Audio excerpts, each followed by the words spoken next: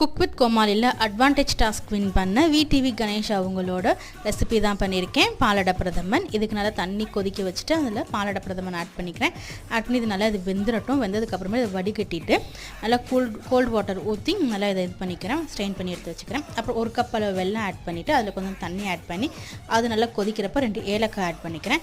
Add பண்ணிவிட்டு அந்த வடித்து வச்சுருக்க அந்த பாலடை பிரதமன் ஆட் பண்ணிக்கிறேன். ஆட் பண்ணி நல்லா மிக்ஸ் பண்ணி விட்டுக்கிறேன். வெள்ளத்தில் இது கொஞ்சம் நேரம் நல்லா வேகணும்.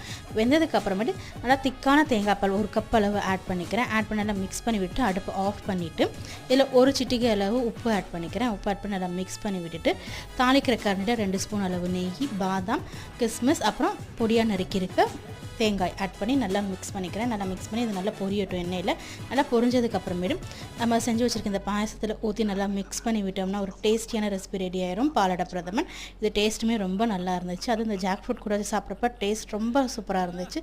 ட்ரை பண்ணி பாருங்கள்.